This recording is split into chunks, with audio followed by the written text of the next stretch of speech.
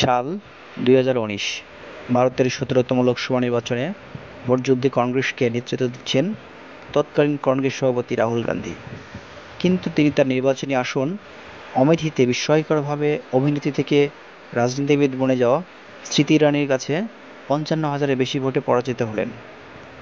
অথচ 1977 সালে উত্তরপ্রদেশের এই অমেঠি থেকেই বরাবর নির্বাচিত হতেন গান্ধী পরিবারের সদস্যরা।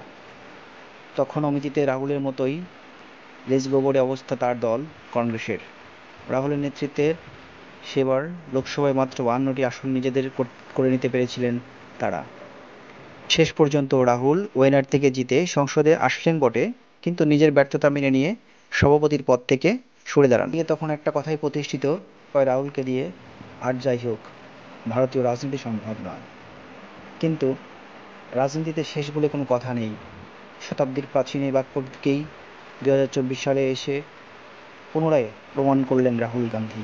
মানে বিজেপির এনডিএ যখন 400 আসনে জয়ী হওয়ার স্বপ্নে বিভোর, দেশের সিংহভাগ গণমাধ্যম যখন মোদীর নেতৃত্ববাদের জয়গান গেয়েছে, ঠিক তখনই সকল রাজনৈতিক বোদ্ধা নির্বাচন বিশ্লেষণ ও বুথ ফেরত জরিপকে মিথ্যা প্রমাণ করে 18তম লোকসভা নির্বাচনে আশাতীতভাবে ফলাফল করে কংগ্রেসকে নেতৃত্বে দিন ইন্ডিয়া জোট। সরকার গঠন না করতে পারলে জোট জিতে নিয়ে 233টি আসন। গত নির্বাচনের তুলনায় কংগ্রেসের প্রায় দ্বিগুণ আসন জয়ী হয়।